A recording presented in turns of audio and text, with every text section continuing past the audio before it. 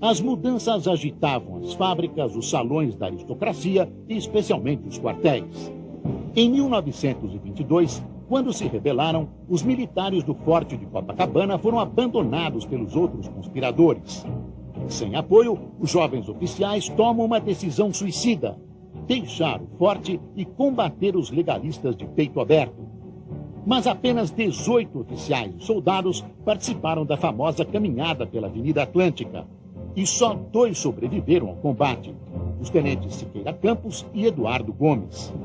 O episódio heróico ficou conhecido como os 18 do Forte. Novas rebeliões se seguiram. Depois da derrota da Revolução de 24 em São Paulo, os tenentes iniciaram a Guerra de Movimento. Colunas tenentistas percorreram o país, levando os ideais revolucionários na ponta das baionetas. Sob o comando do tenente Luiz Carlos Prestes, o Cavaleiro da Esperança, 1.500 homens se embrenharam pelo país, caminhando e lutando ao longo de 25 mil quilômetros. A coluna Prestes se dissolveu em fevereiro de 27 na Bolívia. Mas a luta não foi em vão. Mesmo derrotados, os tenentes mudaram o Brasil e lançaram as bases para a Revolução de 30.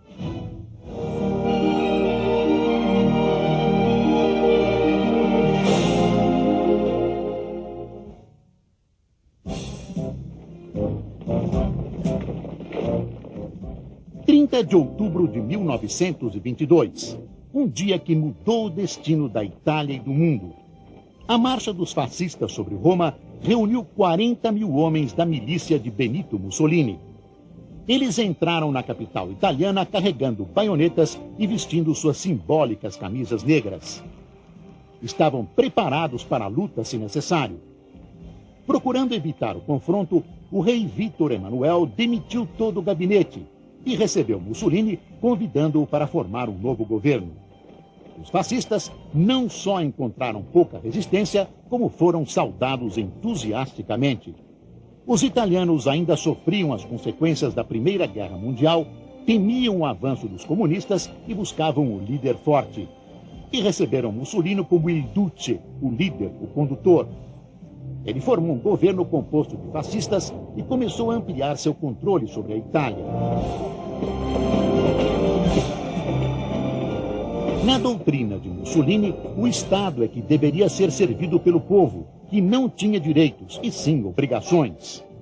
A mobilização de massa era necessária, mas sob total controle do regime. Durante os primeiros anos do regime fascista, a Itália progrediu e reconquistou o respeito das grandes potências da Europa. À medida em que a economia crescia, Mussolini se vangloriava, dizendo que só ele era capaz de fazer com que os trens italianos chegassem na hora. Mas o custo do progresso foi alto demais. A Itália se transformou num estado policial. A imprensa foi silenciada e os líderes da oposição banidos. Os direitos civis dos italianos eram sistematicamente violados. Quando a Itália iniciou sua expansão imperialista no Mediterrâneo, Mussolini se aliou à Alemanha nazista. Mas esperou a queda da França antes de entrar na Segunda Guerra Mundial em 1940. Depois da derrota italiana, o rei demitiu e mandou prender Mussolini. Em 45, no fim da guerra, ele foi executado e seu corpo exibido em praça pública. Mas deixou uma marca na história que jamais será esquecida.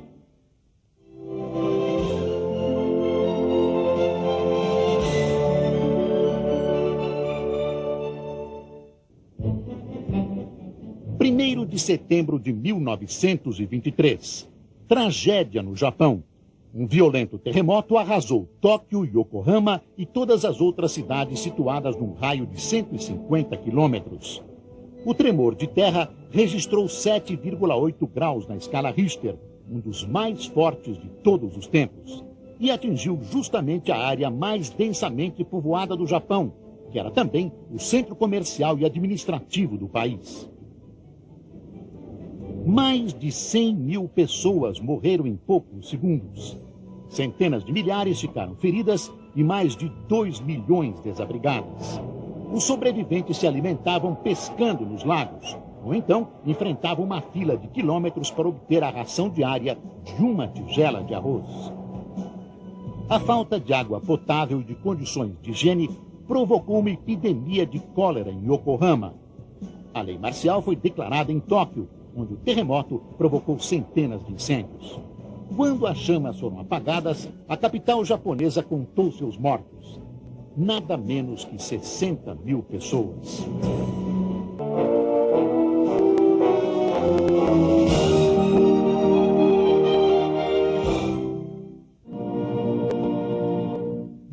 De janeiro de 1924. Vladimir Lenin, o líder da Revolução Russa, morria aos 54 anos de idade. Milhares de comunistas enlutados enfrentaram as baixíssimas temperaturas do inverno de Moscou para prestar a última homenagem ao criador da União Soviética. A carreira política de Lenin foi marcada pela devoção às atividades revolucionárias. Ao desenvolver o que mais tarde seria chamado de leninismo, ele estudou a situação social e política da Rússia sob uma perspectiva marxista. Mas quando adaptou a visão de Marx sobre a revolução das massas proletárias, Lenin passou a considerar essencial a criação de um partido revolucionário monolítico formado por uma elite que lideraria os incultos operários. Depois de passar anos preparando as bases para o assalto ao poder, ele liderou com êxito a Revolução Comunista de 1917. Após a Revolução, Lenin consolidou o poder do Partido Comunista, criou uma temível polícia secreta e reformou a economia de acordo com os princípios marxistas. Enfrentou uma guerra civil, a escassez de alimentos, epidemias e protestos. Quando percebeu que a Revolução Russa ficaria ameaçada sem apoio dos camponeses, deu a eles maior controle sobre a terra. No dia 25 de maio de 1922, Lenin sofreu um derrame e, depois de uma longa doença, morreu. Foi sucedido por Joseph Stalin. A cidade de São Petersburgo foi rebatizada de Leningrado em sua homenagem. O mausoléu de Lenin na Praça Vermelha, em Moscou, tornou-se o mais famoso santuário do mundo comunista. O leninismo continuaria a ser a base do modelo político soviético até os anos 80, quando o questionamento das ideias de Lenin levou ao fim do comunismo e da União Soviética. As estátuas de Lenin foram derrubadas. Uma era tinha terminado. Leningrado voltou a se chamar São Petersburgo. Ainda nos anos 20, o mundo seria lançado numa das maiores crises econômicas de sua história. Tudo começou em Nova York, onde a Bolsa de Valores quebrou, causando pânico entre os investidores. Era o fim de um curto período de otimismo, marcado por descobertas e invenções maravilhosas, como a penicilina, o primeiro filme falado e a televisão. Foi também um tempo de aventura, como mostrou o histórico voo de Charles Lindbergh sobre o Atlântico.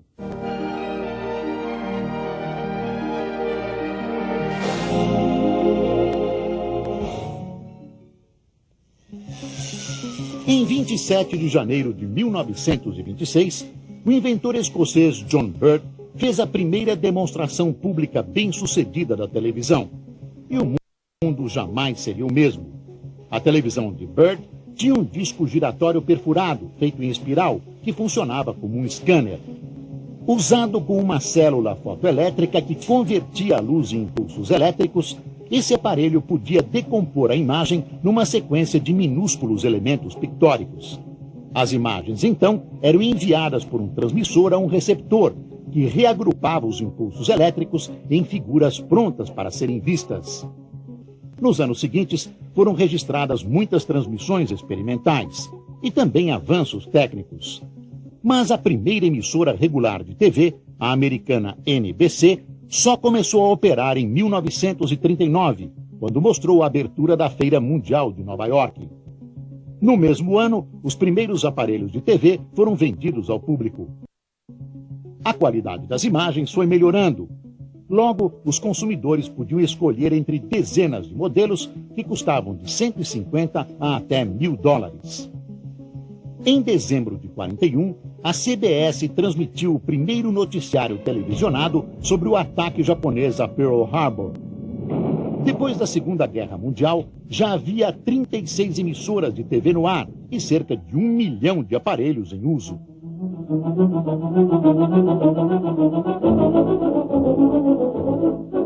A pan across the orchestra from the brass to the strings.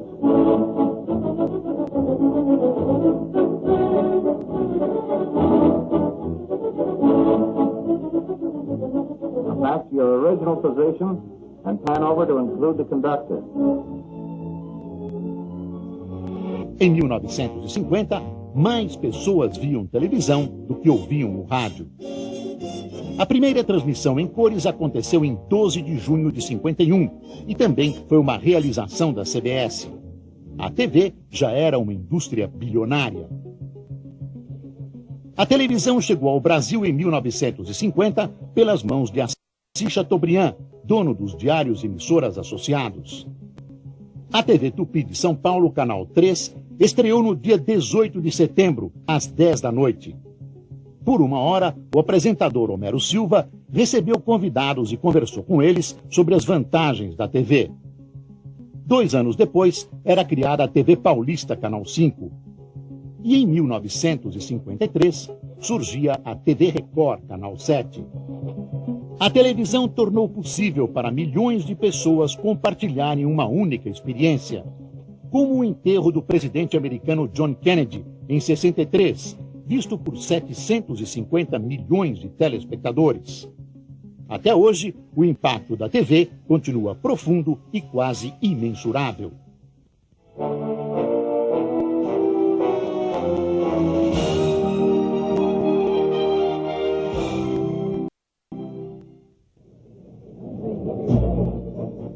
20 de maio de 1927 foi um dia que captou a imaginação e as esperanças do mundo.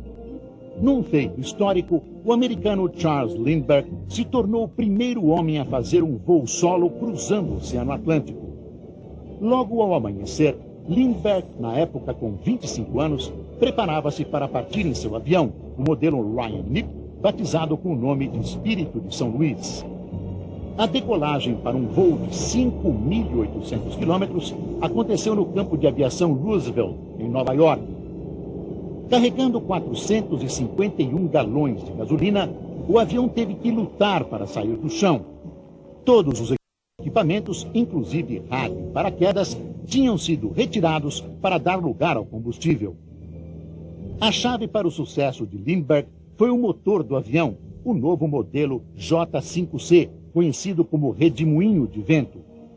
Sua velocidade média era de apenas 170 km por hora.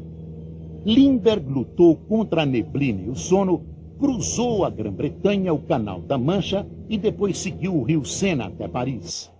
A aventura durou 33 horas. Centenas de milhares de pessoas foram saudá-lo no aeroporto de Le Bourget. Ele ficou com medo de que a hélice do avião acabasse matando alguém e desligou o motor antes de chegar aos hangares. Lindbergh adorava aviões desde criança.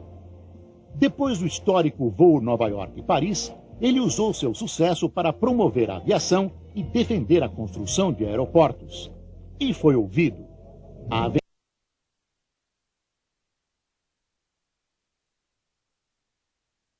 aventura de voar havia conquistado o coração e a mente.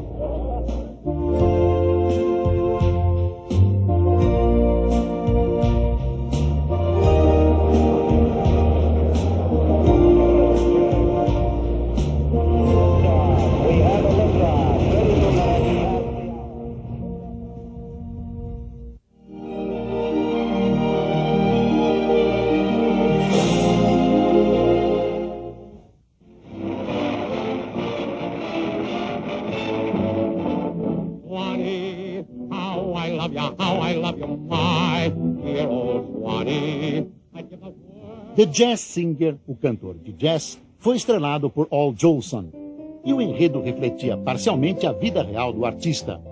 O filme contava a história de um menino judeu que desejava ser cantor, mas enfrentava a oposição da família.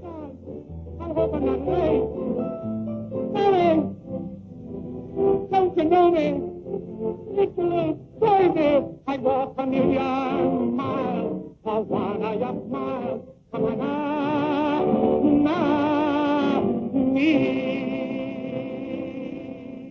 Os filmes falados com músicas e diálogos reais rapidamente fascinaram o público. Mas nem todos os artistas do cinema mudo tiveram sucesso na transição para os filmes falados. O mais famoso foi talvez Charles Chaplin. Ele acreditava que seu personagem mais popular, o Carlitos, só teria sucesso em pantomimas. Mas isso não chegou a prejudicar o cinema falado, nem a indústria de Hollywood, que crescia ainda mais. Em 1929, a Fox Filmes chegou a anunciar que iria se dedicar exclusivamente aos musicais. No final dos anos 20, 110 milhões de pessoas iam ao cinema todas as semanas. Mais tarde, isso iria mudar com o aparecimento da televisão. Mas o cinema falado já tinha se tornado um elemento essencial da cultura do século XX. Swanee, how I love you, my dear old Swanee. I'd give the world to be among the folks here. See, I even know my mammy waiting for me, praying.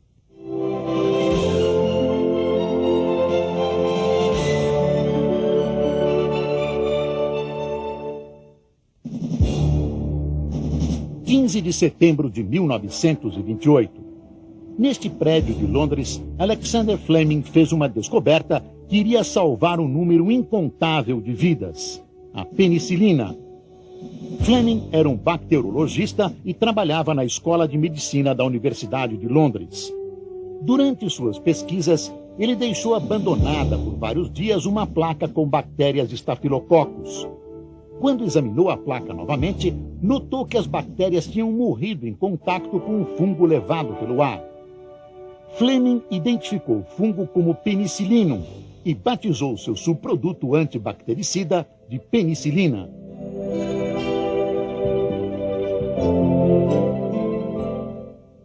A penicilina funciona interferindo no crescimento da parede da célula das bactérias. Quando a parede enfraquecida se rompe, a bactéria morre. A descoberta valeu a Fleming o Prêmio Nobel de Medicina de 1945. Depois da Segunda Guerra Mundial, a penicilina estava em uso geral e era um remédio quase milagroso, curando e salvando um número incontável de pessoas. –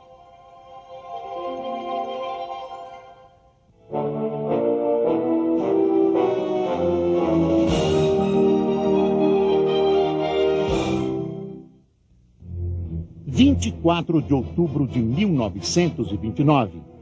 Desastre em Wall Street. A Bolsa de Valores de Nova York despenca, num dia que entraria para a história como a Quinta-feira Negra. Investidores em pânico mandaram vender todas as ações que tinham a qualquer preço. As ações das grandes companhias, como a General Electric, caíram vertiginosamente de valor. Nas primeiras 3 horas do pregão, 11 bilhões de dólares tinham virado fumaça. O crash em Wall Street desencadeou uma onda de falências e abalou a confiança na economia americana. Em pouco tempo, os Estados Unidos e o mundo todo eram varridos por uma grave crise econômica. 13 milhões de americanos amargavam o desemprego. A produtividade caía e os bancos fechavam um após outro. Os efeitos da crise foram devastadores para o Brasil e a economia do café. Os preços já estavam em queda no mercado internacional e as exportações começaram a diminuir. O governo brasileiro fez estoques e chegou a queimar café para sustentar os preços. Sem sucesso. Em 1931, a queima de 3 milhões de saca anunciava o fim da era no Brasil, a era do Rei Café.